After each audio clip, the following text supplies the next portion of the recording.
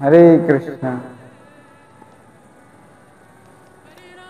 जय श्रील प्रभुपाद की जय। ओम अज्ञानतिमिरन्धस्य ज्ञानाञ्जनशलाकया चक्षुरुन्मीलितं येन तस्मै श्रीगुरवे नमः। नमः ओम विष्णुपादाय कृष्णप्रेष्ठाय भूतले श्रीमते भक्तिवेदांत स्वामिनिति नाम। नमस्ते सरस्वती देवे गौरवाणी प्रचारिणे निर्विशेष शून्यवादी प्रस्तुतदेवतारिणे वंशाकल्पतरुश्च कृपा सिन्धुभैव च पतितानां पावनेभ्यो वैष्णवेभ्यो नमः। नमो महावदन्नाय कृष्ण परमपदाय कृष्णाय कृष्ण चैतन्य नाम्नि गौरकिशोर। हे कृष्ण करुणा सिंधु दीनबन्धु जगत्पते गोपेश गोपिकान्त राधाकान्त नमोस्तुते। तप्त कंचन गौरांगी राधे वृंदावनेश्वरी वृषभानुसुते देवी प्रणमामि हरिप्रिये। जय श्री कृष्ण चैतन्य प्रभु नित्यानंद श्री अद्वैत गदाधर शिवासादि गौर। हरे कृष्ण कृष्ण कृष्ण हरे हरे, हरे राम राम राम हरे हरे कृष्ण। तो আমরা অনেক দিন পর এলাম। আজকে থেকে আর 4 দিন পর শ্রীমতী রাধারানীর আবির্ভাব তিথি, শ্রী রাধাষ্টমী মহোৎসব। শ্রীমতী রাধারানী কি স্বরূপ দামোদর গোস্বামী তিনি বলছেন যে তার পর্চায়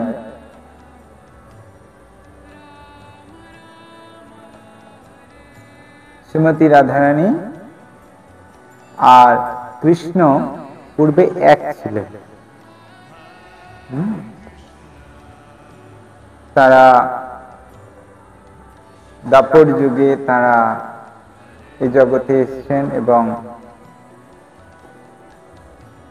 অপ্রাকৃত গোলক ধামে তারা দুই তত্ত্বে পৃথক অবস্থা ধারণ করেন, আবার তারা পুনরায় একীভূত হয়েছেন। চৈতন্যক্ষম প্রকটমধুনা তদ্ব অপ্সপ্তকামস্তম রাধা ভাব সুবলিত দেহ নৌমি কৃষ্ণ স্বরূপম। তাহলে প্রকৃতপক্ষে রাধা কৃষ্ণ, কৃষ্ণ প্রথমে একা ছিলেন। কৃষ্ণের মূল 3টে শক্তি আছে। একটি অন্তরঙ্গা শক্তি, একটি বহিরঙ্গা শক্তি, আর মধ্যবর্তী শক্তি হচ্ছে তটস্থা শক্তি। এই কৃষ্ণের অন্তরঙ্গা শক্তি হচ্ছে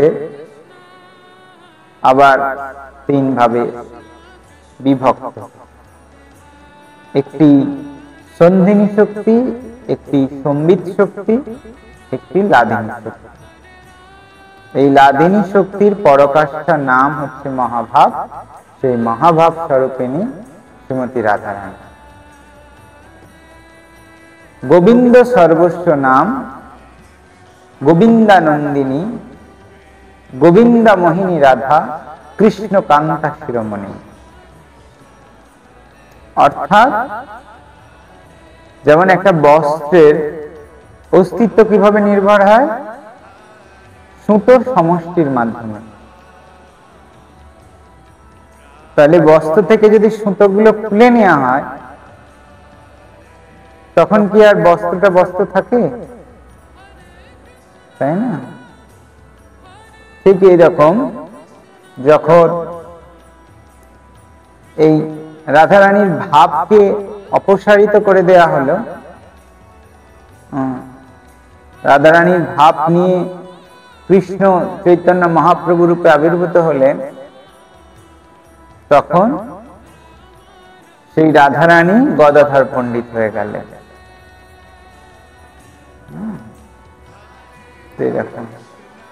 এর থেকে বুঝতে হবে যে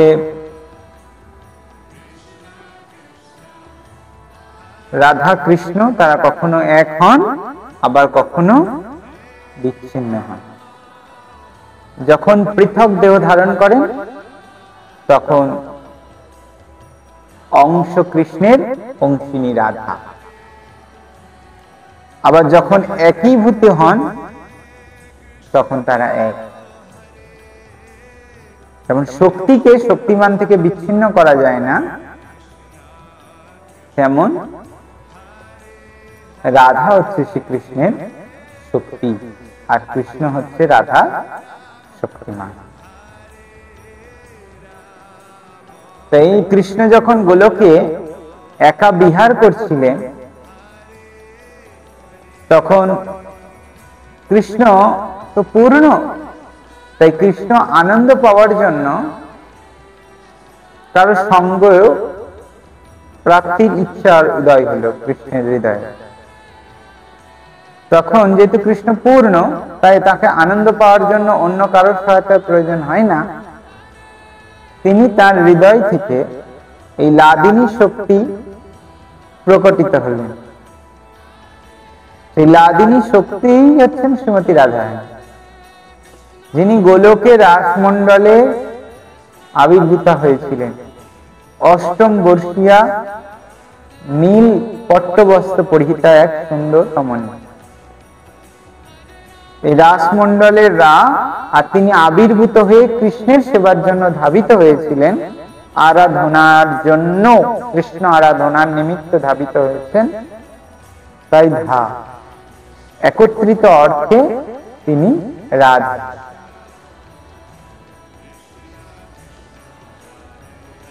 তো তখন রাধারানী কৃষ্ণকে আনন্দ বর্ধনের,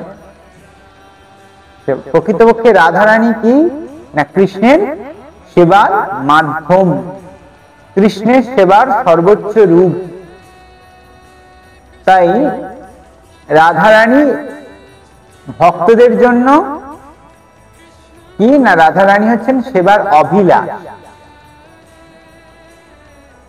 ভক্তরা কৃষ্ণকে কিভাবে সেবা করবেন, তো সেই সমস্ত সেবা ভাব যিনি শেখাতে তৎপর, যিনি সেই সেবার আদর্শ, তিনি হচ্ছেন রাধা। এবং রাধা কৃষ্ণের সেবার পরিপূর্ণতা সৃষ্টি করার জন্য তার শরীর থেকে অষ্টসখী এবং আরো বিভিন্ন সখীদের প্রকাশ করেছে। এক একজন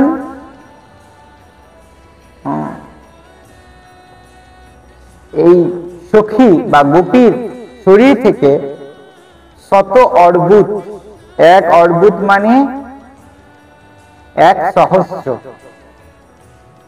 শত অর্বুদ মানে 100,000 লক্ষ্মী প্রকটিত হয়েছে।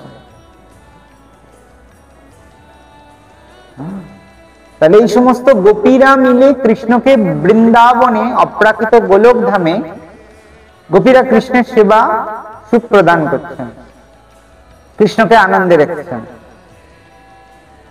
আবার সেই কৃষ্ণ যখন বৈকুণ্ঠে বিষ্ণু বা নারায়ণ রূপে রয়েছেন, যেহেতু রাধা মাধুর্য ভাবে ভাবিতা,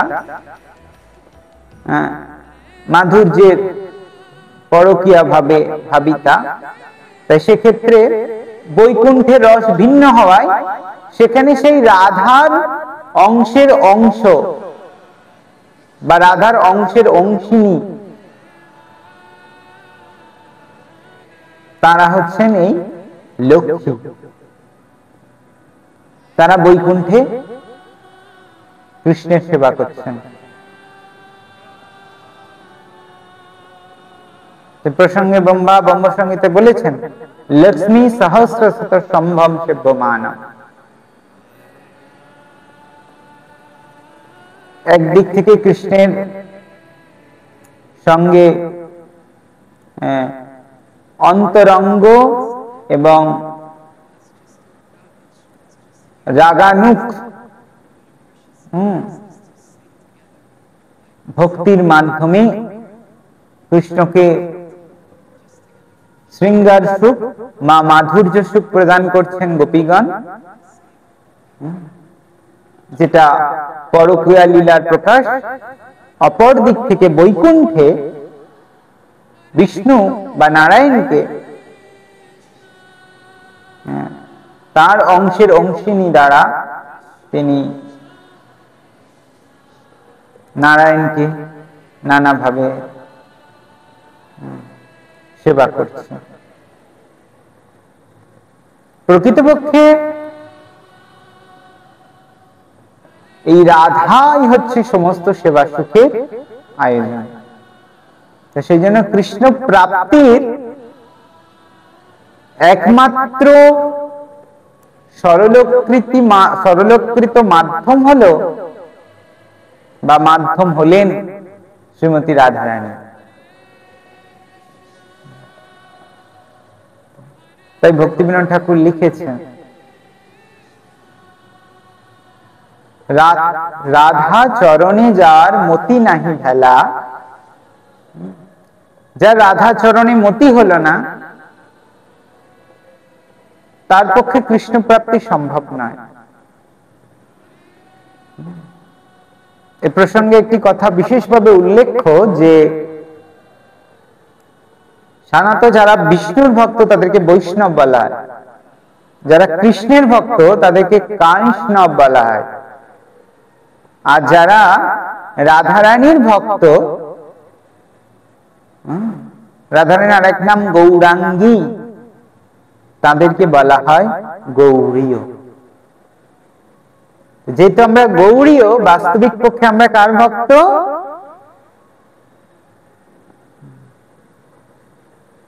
রাধারানী, শ্রীমতী রাধারানী।